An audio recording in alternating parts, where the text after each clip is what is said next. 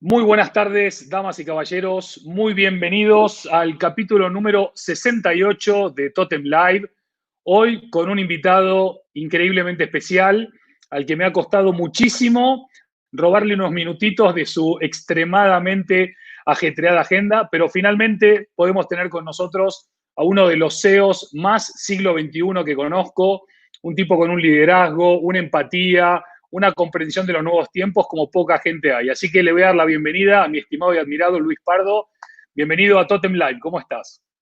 Un placer, Andy, y hola a todos los que nos estéis ahora en este mismo visionando desde donde estéis. Un placer. Hola Luis, ¿cómo se hace para ser el CEO de SAGE para España y Portugal, dar conferencias, escribir posts, tener tiempo para la familia, etcétera, etcétera, etcétera? Y encima mantener la sonrisa, que es lo más difícil. Digo, ¿cómo se hace eso?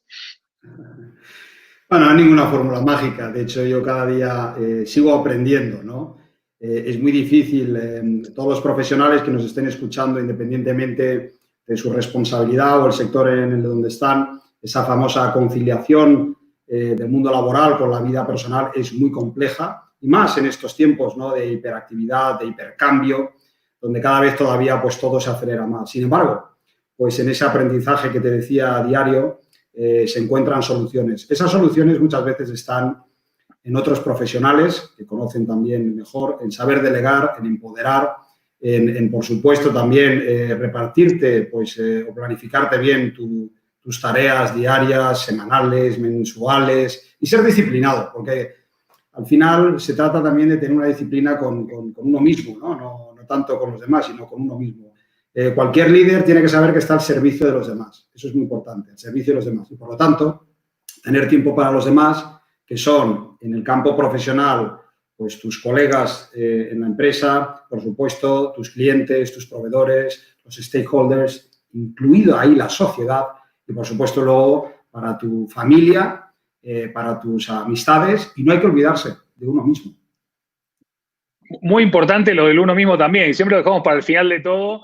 Y si uno no está bien, lo demás no funciona del todo bien. Luis, este rol de liderazgo es una de las cosas que para mí fueron de las más destacadas en esta cuarentena, porque claro, de repente todo aquello que veníamos hablando, de la incertidumbre, de la volatilidad, de la tormenta perfecta, se dio. Y todos los miembros, todas las personas de todos los equipos, ipsofácticamente lo que hicieron fue mirar hacia arriba a ver qué hacía el líder, qué decía el líder, cómo respondía el líder. Y muchos líderes han reaccionado de una manera sobresaliente, muchos otros lamentablemente no. No te preparan en una escuela de negocios o en una universidad para liderar en estos tiempos complejos. ¿En dónde encontrás esas respuestas o esos gestos para poder reaccionar en estos tiempos complejos? Pues sí, como siempre, en las épocas más difíciles y de crisis es donde se revelan las personas y, por supuesto, los líderes, siempre. Y para esto, pues no te vienes preparado porque no hay una fórmula mágica. Hablábamos antes de las diferentes situaciones de crisis. La única cosa que tiene en común cualquier crisis es que es temporal. Pero todo Buenísimo. lo demás siempre va a ser nuevo. Esta pandemia que hemos tenido, el coronavirus, que no estaba, digamos, pronosticada, aunque sí, habían estudios, etcétera, pero no estaba ni la sociedad, ni las empresas, ni los gobiernos, y tampoco los políticos preparados para todo ello. Sin embargo, lo que hemos visto, y son pues como haces de luz a líderes en cualquiera de los estamentos, la sociedad civil, empresas, muchos estamentos donde han salido a relucir, y nunca mejor dicho, y sin tener la contestación de muchas de las preguntas que hoy mismo nos hacemos. Todo eso es parte de, primero, la experiencia, rodearte de equipos de profesionales siempre en tu carrera que sean mucho mejor que tú. Y cuando digo mucho mejor que tú, no es un poco mejor que tú, es mucho mejor que tú. No hay nada mejor que aprender con tus compañeros de viaje. Y también, digamos, esa voluntad de dar un paso adelante. Mira, en la vida tienes dos opciones: o ser un protagonista o ser actor. Y con eso lo que digo es que no tienes que serlo en todo, pero en algunos estamentos de la vida es muy importante ser actor. Y para ser actor te vas a exponer a riesgos, como siempre. Te vas a exponer a riesgos. Pero ahí está ese aprendizaje donde pues los líderes que llevamos organizaciones y empresas nos exponemos cada día, es cada día un examen y eso es muy bonito porque estás dando una contribución, estás dando lo mejor de ti, estás aprendiendo con ese espíritu de equipo, los líderes en un equipo, de hecho los líderes son lo que es tu equipo, ¿no? Y por lo tanto están aprendiendo cada día y dando ese paso adelante. Por supuesto hay que minimizar los riesgos, pero el riesgo más importante es dar tu paso adelante para seguirlo. Tenemos en los ejemplos de la vida, hay tantas personas en las que fijarse, a veces están dentro de la familia, a veces es un vecino, a veces es alguien dentro del trabajo y otra vez te puedes encontrar con alguien muy inspiracional. Pero en cualquier caso, el liderazgo no es algo, como decías tú, que se aprende en la universidad, pero sí se aprende haciendo. Liderar es hacer. Qué bueno, qué buena frase esa. Bueno, qué buenas frases que me has soltado en esta respuesta. Justo estabas hablando de acción y de liderazgo y justo se me vino a la cabeza que hoy es el cumpleaños de Rafa Nadal. Y Rafa Nadal es un tipo que vos lo ves jugar al tenis, a cualquiera que le guste el tenis, sabés que no es mejor que otros en técnica, ni que Federer, ni que Djokovic, ni que otros, ni en el saque, ni en la volea, ni en el drive, ni en el... Pero tiene una mentalidad que es increíble. Y yo cada vez estoy más convencido de que con una mentalidad ganadora, con una mentalidad con confianza, con una mentalidad clara o generosa, como la que vos mencionabas también, el liderazgo tiene mucho más posibilidades de desarrollarse que el liderazgo, digamos, post-revolución industrial, que es el que todavía se sigue viendo en la mayoría de compañías. Así es. Y Rafa Nadal, al que te has referido ahora, que es una persona y un profesional al que admiro, y fíjate si lo admiro, que el año pasado, en estas fechas, estaba con mi equipo directivo justamente en el Rafa Nadal Academy, en Mallorca, y estábamos aprendiendo, pues, sobre todo de ese espíritu competitivo, sano, humilde, reflexivo que tiene Rafa y que es una inspiración para muchos. Pues sí, es algo que se tiene que no solo aquello de llevar en la sangre, no, se tiene que practicar y tenemos grandes ejemplos como Rafa, que por cierto ha sido, yo creo, el mejor fichaje que ha hecho el Banco de Santander en este momento donde hay que comprender, pues, sobre todo, nuevas formas de jugar, como le ocurrió a Rafa, pues en los negocios ocurre lo mismo, hay nuevas formas de jugar, nuevas psicologías emocionales, como las que ha tenido Rafa en el campo, y donde ahora nos vemos expuestos a una tensión emocional diferente y tenemos que hacer una reflexión psicológica también los profesionales y la sociedad en general. Por lo tanto, creo que es un muy buen ejemplo que he llevado tanto al mundo de la empresa como de la sociedad para inspirarnos y para tener ese momento de reflexión. Qué bueno. Luis, hace bastante tiempo venís destacando una palabra que es un concepto muy poderoso, que es la humanización. Hay que humanizar la empresa, hay que humanizar las relaciones, hay que humanizar los negocios.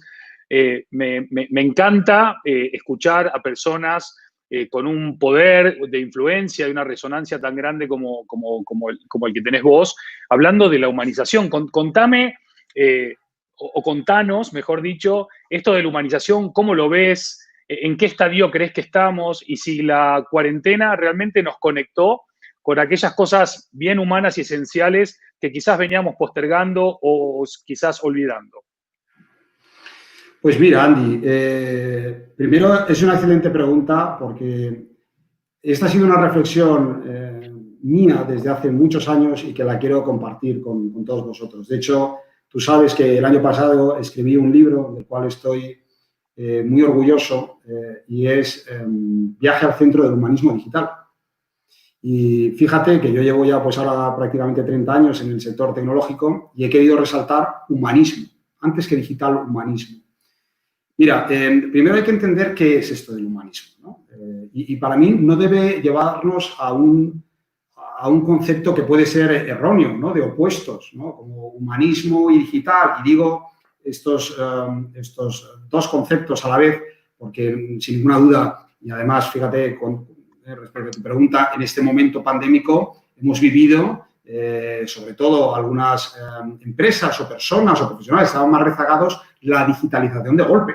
Sin embargo, el tema del humanismo, que no es un concepto de opuestos. Fíjate, en una naturaleza donde uno refleja a otro, pues el calor y el frío, o la luz y la oscuridad, el yin y el yang, Pues para nada, el humanismo ha existido desde hace muchos siglos atrás y, de hecho, son unos términos totalmente complementarios. Y digo complementarios, aunque son muy diferentes, ¿no? Esto es como lo de, pues no lo sé, el hidrógeno y el oxígeno, de verdad, no tiene nada que ver, pero cuando se mezclan, qué maravilla, y crean el agua. Pues esto mismo está ocurriendo, por ejemplo, en estos momentos de alta digitalización, pero hay que ser muy humanista. El humanismo, sabes que es una doctrina pues antropocéntrica, data de antes del siglo XV, pero ha existido siempre.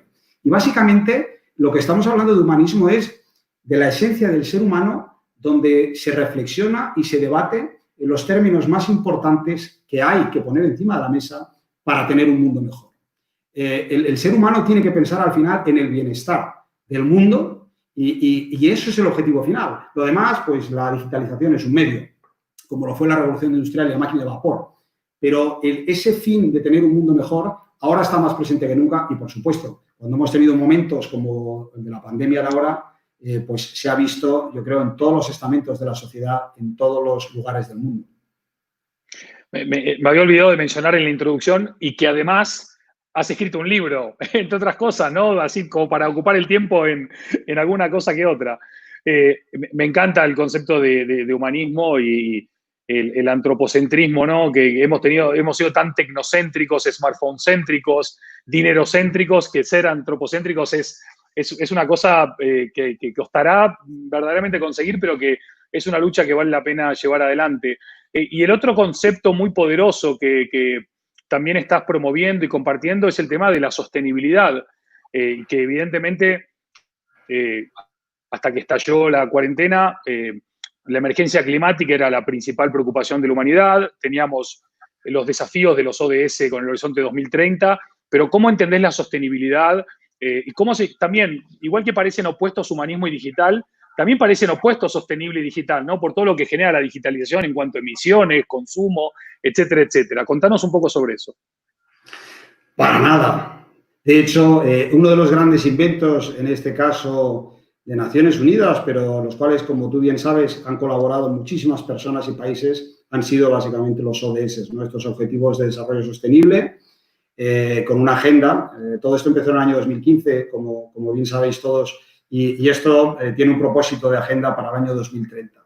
Y aquí hay muchos beneficios, ¿no? Si lo ves desde el punto de vista de marca corporativa, que tú eres probablemente ahora el mayor experto a nivel mundial, pues veréis algo que tú ya has resaltado, por ejemplo, en tu libro, fantástico, por cierto, te felicidades otra vez por el nuevo libro Totem, donde al final lo que estamos hablando es cómo se siente y cómo nos percibe todos los stakeholders. Estamos creando mucho más que eso, estamos creando iconos, estamos creando una cultura. Y eso también estaba dentro de esa Asamblea General de la Organización de Naciones Unidas.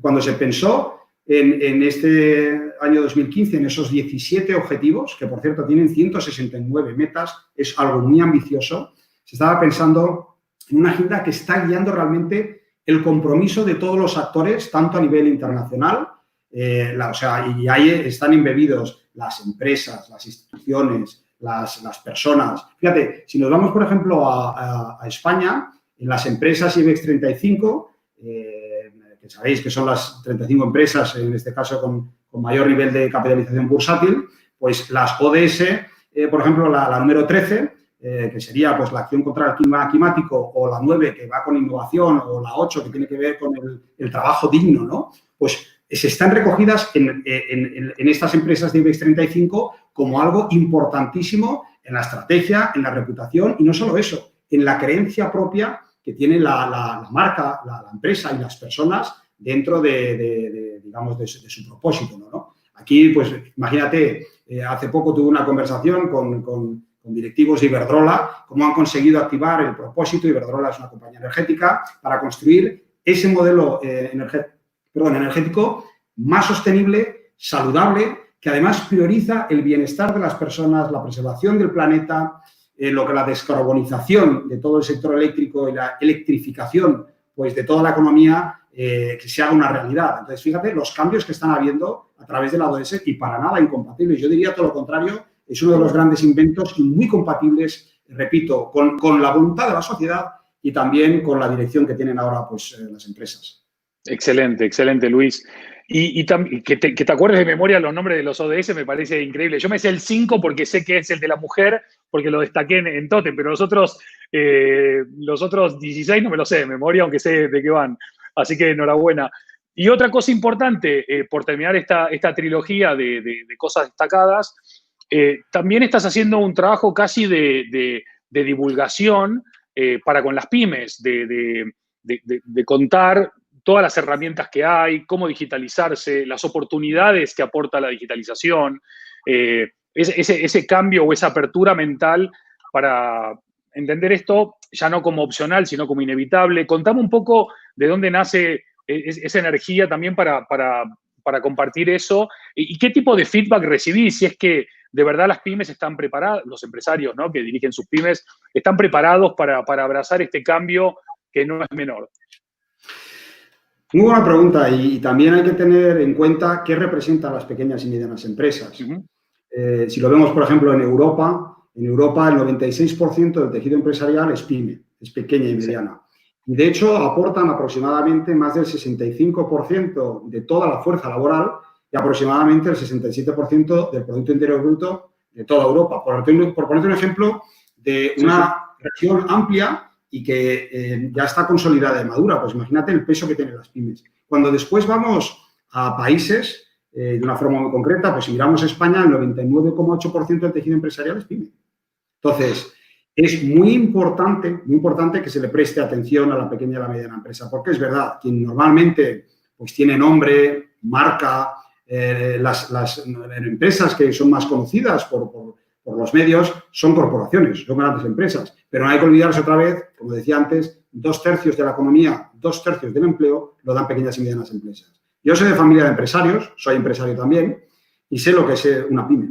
Y, por lo tanto, si hay un sitio donde hay que poner ahora mucho foco, porque hay ahí millones y millones y millones de personas y de talento trabajando cada día, los comercios levantando la persiana, en las pequeñas y medianas empresas llevando productos y servicios a los sitios más inimaginables de todo el planeta, servicios además de mucho valor, son esas pequeñas y medianas empresas y el talento que hay dentro. Y los gobiernos deben tener buena nota de ello, porque normalmente han estado relegados. Yo me acuerdo cuando se hacían que todavía se están haciendo, por ejemplo, el foro de Davos, se estaba debatiendo, pues, por ejemplo, temas tan importantes como el cambio climático, pero en la agenda yo no veía a la pequeña y mediana empresa.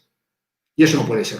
Entonces, siempre defender los intereses de autónomos y pequeñas y medianas empresas debe ser una prioridad para cualquier gobierno que tenga un sentido de responsabilidad y, además, es una palanca de crecimiento y de oportunidad para, repito, 2/3 de la masa empleada en el mundo. Así que con eso yo creo que nos tenemos que quedar. Y es por eso que siempre he defendido y seguiré defendiendo los intereses de este colectivo tan amplio que son las pequeñas y medianas empresas. Y no quiero dejar de lado tampoco pues, temas tan importantes como es poner en valor, y ahí me da igual que sea pequeña, mediana o grande, por ejemplo, los empresarios. Los empresarios tienen gran valor y hay que escucharles, hay que escuchar también a este colectivo y volver a poner su reputación donde tiene que estar, que es muy loable. Son los empresarios los que están dando trabajo, son los empresarios los que cada día luchan contra viento y mareo, y da igual que sea un autónomo de una empresa, de una persona, o esté liderando una gran multinacional de 100.000 personas. A ellos todo mi reconocimiento, y también lo que pido es una nueva actitud que tiene que partir de la educación, como una reforma educativa que también estamos esperando, y, por supuesto, poner en relevancia, como se está poniendo ahora mismo en esta pandemia, algunas profesiones las cuales no han tenido el reconocimiento que deberían haber tenido. Efectivamente, empresarios, el sector de la sanidad, el sector de la educación, muchos sectores científicos y también humanistas que tienen que recoger pues un nuevo reconocimiento.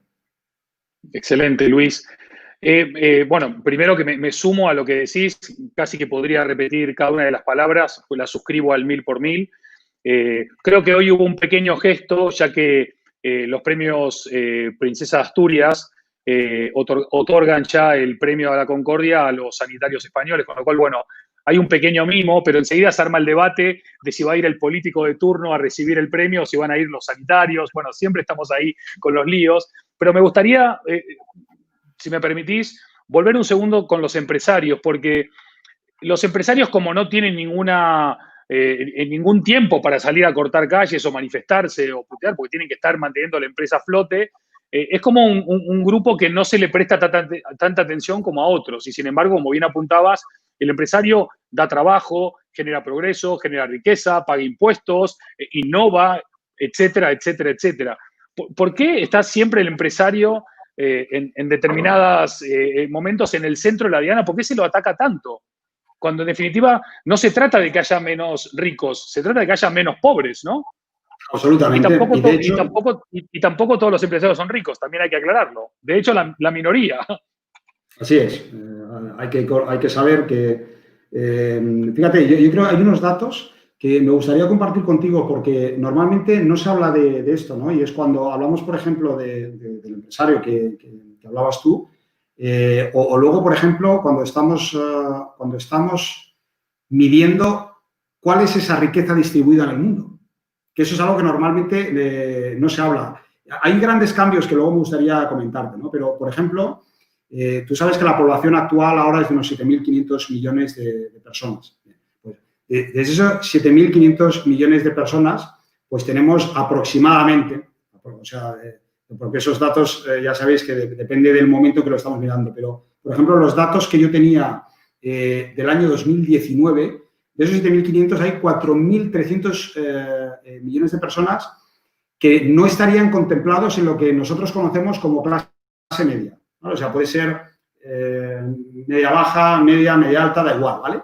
Pero lo que sabemos es que el 0,000, y ya no recuerdo el siguiente número, era lo que conocíamos, ¿no? Como empresarios, ¿no? Pues que han hecho, digamos, una riqueza como lo que podemos entender como millonarios, ¿no? Bueno, pero es que lo que estamos diciendo, si hacemos las matemáticas, hay 3.200 millones de personas que son lo que hemos comprendido como clase media. Y esa clase media es o bien autónomos, o bien están trabajando para terceros, o bien son empresarios. Entonces, esto es muy importante para que lo pongamos en relevancia. De hecho, las previsiones que hay de cara al año 2030 es que la población mundial, sabéis que se estima que llegaremos a unos 8.300 millones de personas, es decir, ahora somos 7.500, en 10 años unos 8.300, y la clase media subirá ahí a más de 5.000 millones. Es decir, se incorporarán 2.000 millones nuevos de personas de clase media que, repito, trabajando para terceros, autónomos, empresarios, van a nutrir toda esa clase media, que, por cierto, es una clase que da trabajo, como tú decías, paga impuestos, consume, etcétera, etcétera. Y todo lo que se está buscando es, si hacemos la matemática, reducir cada vez más, que es uno de los objetivos de la ODS que hemos dicho antes de la Organización de Naciones Unidas, la brecha, y en este caso uno de los objetivos es reducir la pobreza directamente, ¿no? Y por eso tiene que haber más educación, tiene que haber más facilidades de los gobiernos para crear empresa, para dar trabajo y también seguridad jurídica, pues para que todos esos negocios se establezcan y prosperen. Y ese es el objetivo. De hecho, como bien sabéis, en la Agenda 2030, con mucha ambición, se quiere erradicar la pobreza del mundo. Y eso es un objetivo muy loable y esas clases medias con ese trabajo y esas empresas tienen que contribuir y van a contribuir de una forma muy definitiva. Por cierto, quiero decir también que la mayoría de esa clase media no va a estar en Europa. Lo digo para que lo sepamos. El 60% de la clase media estará en Asia. Pero esos son cambios que tienen que ver también con este momento del siglo XXI donde hay muchísimos y algunos, además de demográficos, son regionales. No, está claro que el péndulo hacia el sudeste asiático cada vez se vuelca más.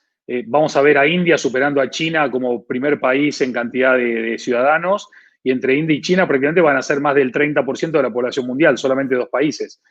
Pero está claro que a nosotros, aquí en Europa, y concretamente, bueno, península ibérica, tenemos un montón de desafíos, y cuando tú hablas con la gente y le dices, según todas las estadísticas de todos los grandes bancos mundiales, fondos monetarios internacionales, cualquier organismo, institución internacional, 2019 fue el mejor año de la historia de la humanidad en todo lo que es medible, ¿no? Incluso pobreza, analfabetismo, brecha digital, brecha de todo tipo. Y uno abre hoy el periódico y mira lo que está pasando y dice, retrocedemos 4 casilleros. ¿A dónde estamos parados? ¿Qué es lo que estamos aprendiendo? ¿En dónde estamos avanzando y en dónde estamos retrocediendo?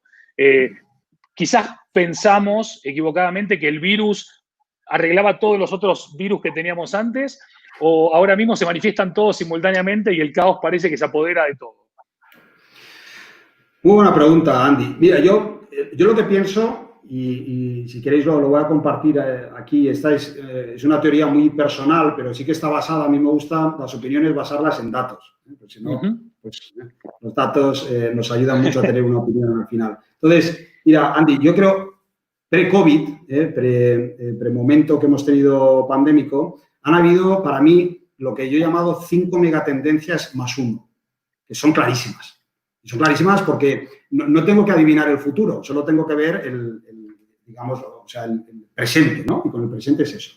Mira, para mí son las siguientes. La población, luego están las expectativas de la vida, las megaciudades, la igualdad y desigualdad, y luego la digitalización. Y el más 1 me lo guardo para decírtelo después. Entonces, la población, fíjate, nosotros en el 1980, que para mí, pues los que, como yo seáis viegenials, pues recordaréis, ¿no? Una época dorada en la economía, en muchas cosas y tal, pues en esa época éramos 4.500 millones de personas. Hoy, decía hace un momento, somos 7.500 y la proyección del 2050 son 10.000. Entonces, es un crecimiento bestial de la población que nos está trayendo muchos retos que en momentos como ahora se ven enseguida, como por ejemplo el sistema sanitario.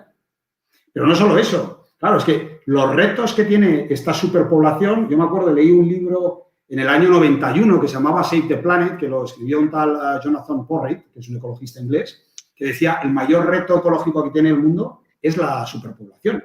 Claro, porque lleva embebidos una serie de efectos colaterales que hoy estamos ya viviendo, no solo hoy, hace ya años. Lo que pasa es que hay momentos como los de las crisis que yo creo que los bebemos más intensamente porque salen a relucir. Por ejemplo, en los efectos colaterales de la superpoblación que hay, por los recursos materiales y energéticos, la polución, ¿verdad que hemos visto el aire más limpio ahora? Pues claro, porque es que veníamos con esa superpoblación que nos traía polución.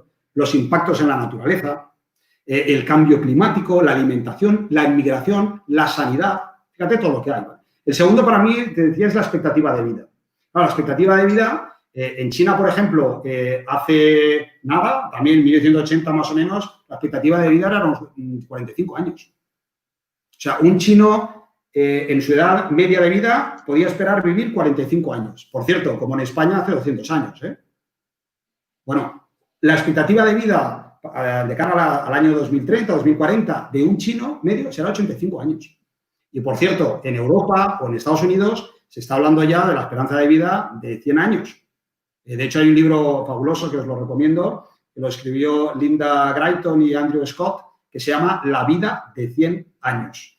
Y lo que están diciendo en este libro son investigadores de la London Business School, están diciendo que se ha acabado la vida en 3 etapas, que se ha acabado, que ahora hay 4 etapas. Y claro, no están preparadas ni las personas, ni los gobiernos, ni muchas empresas para este nuevo paradigma que imaginaros a todo lo que lleva, ¿no? Desde la planificación financiera, el ocio. De hecho, hoy mismo, pues ya sabéis que tenemos muchos de los gobiernos que tienen un problema estratégico y económico en cómo hacer el tema de la jubilación. Claro, si estás a los 65 años, pleno de vida, de fuerza, y están cambiando estas etapas, pues habrá que cambiar, ¿no? Entonces, hay muchos debates aquí. Luego, el tercero son las megaciudades. Tú hablabas de cómo se mueve, digamos, el poder económico, pues, digamos, del oeste al este, y es verdad.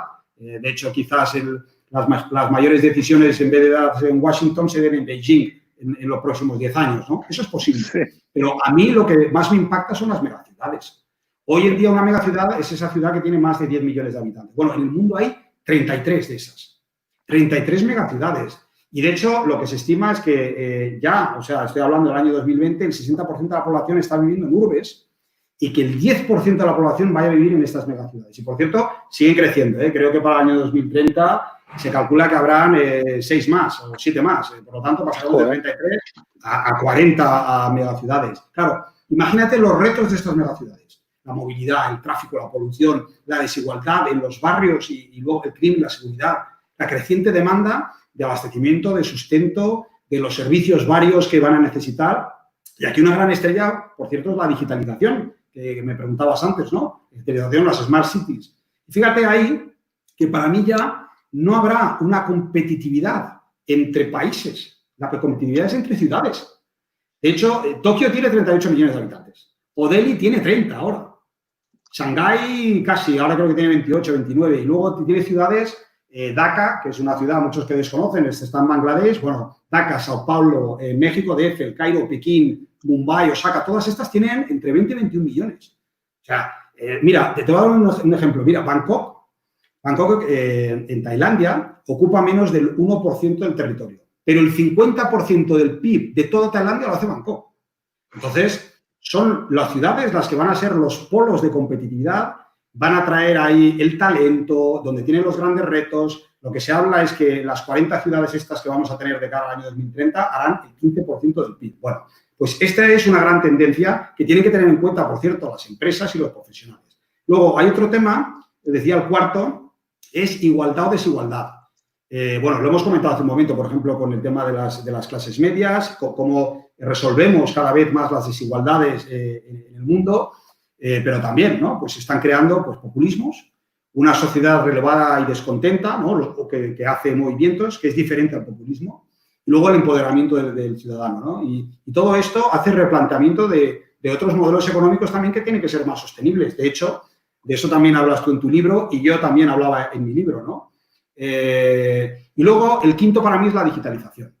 Y la digitalización hoy es una transformación bestial donde se está integrando la tecnología en todas las capas pues, de la sociedad, de las empresas, de las instituciones, con grandes ejes que todos ya conocéis en mayor o menor medida, ¿no? Pues cloud computing, inteligencia artificial, el big data, la comunicación 5G, la robótica, las redes sociales, el e-commerce, impresión 3D, drones, realidad aumentada, virtualización. Bueno, aquí podríamos estar, entre lo que me apasiona y todo lo que hay, podríamos estar horas. Pero lo que es importante es que si yo, por ejemplo, estoy trabajando en una empresa o soy empresario, para mí la transformación digital es realmente la capacidad de cambio y en este cambio de cambio digital que tiene la organización y, sobre todo, los líderes y las personas que dentro trabajan.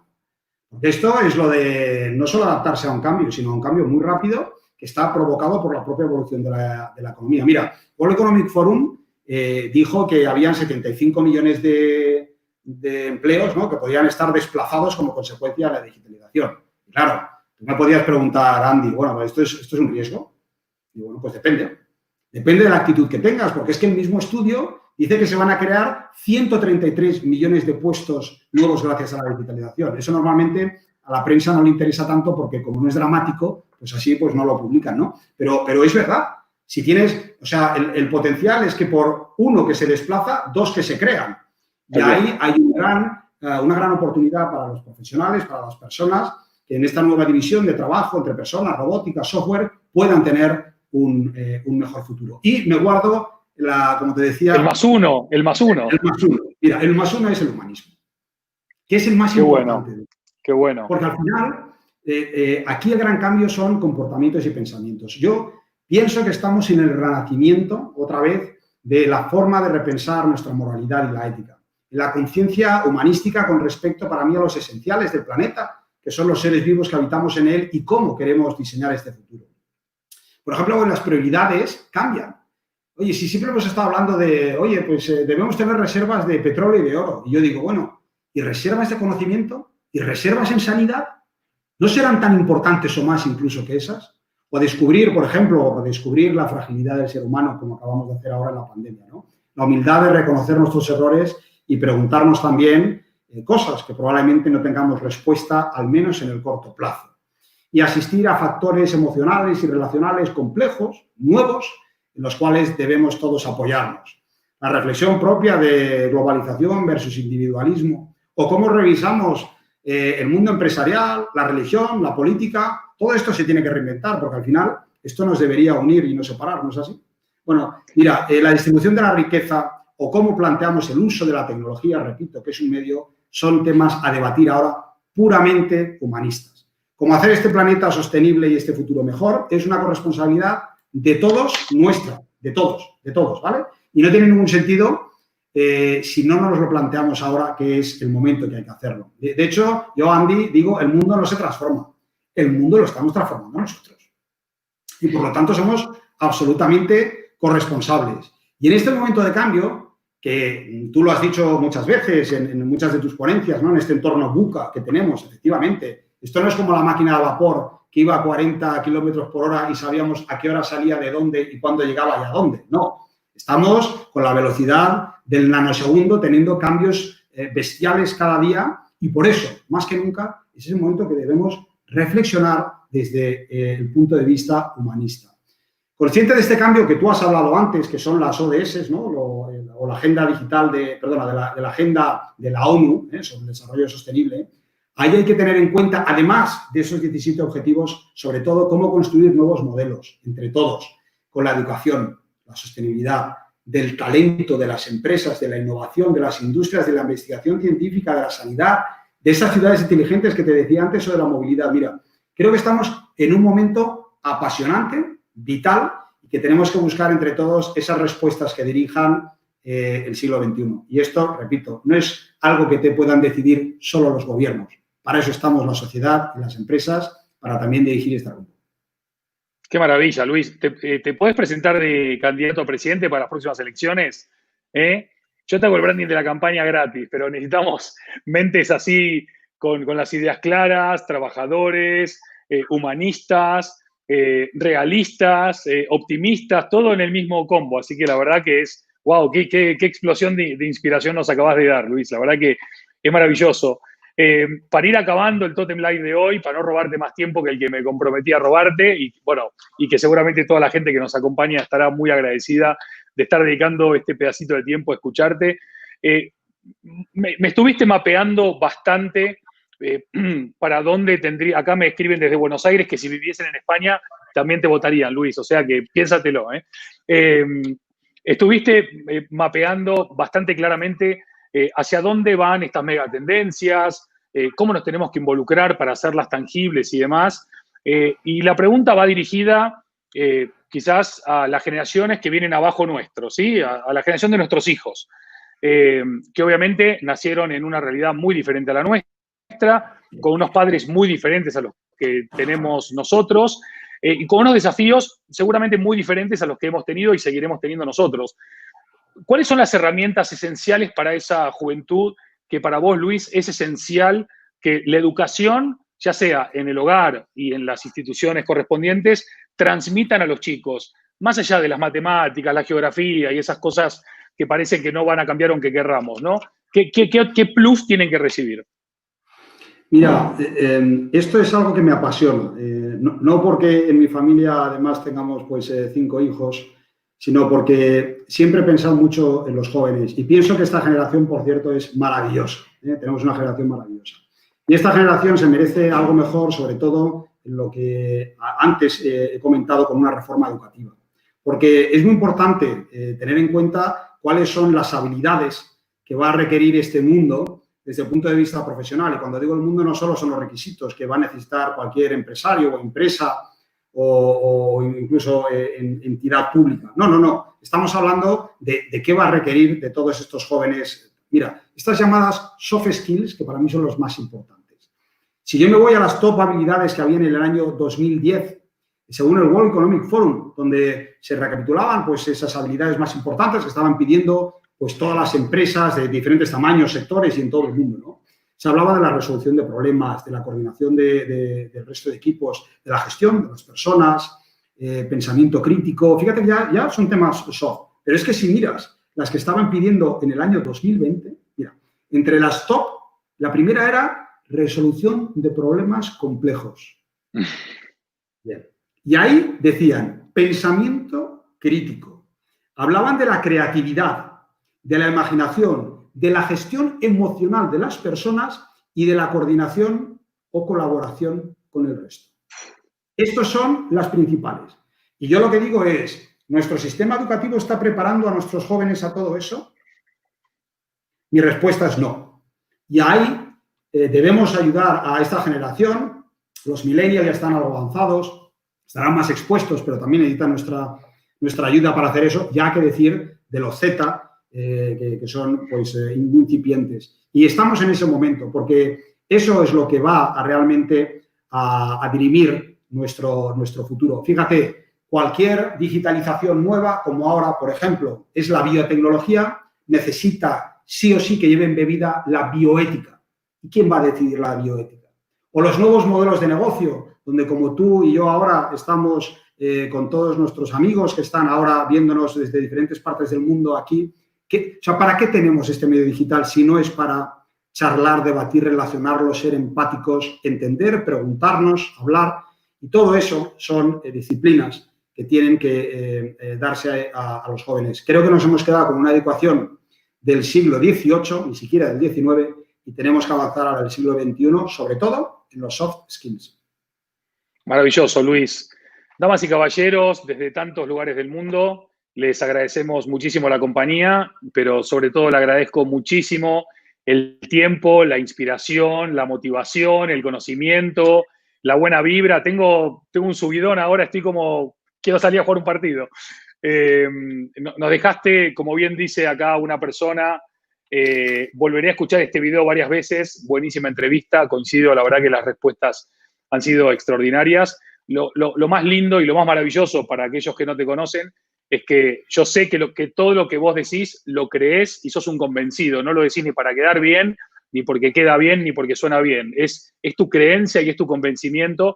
Y eso también me da esperanza de que mientras tengamos líderes en puestos relevantes como Luis Pardo, seguramente hay mucha esperanza de que el mundo puede seguir transformándose y cambiando mejor.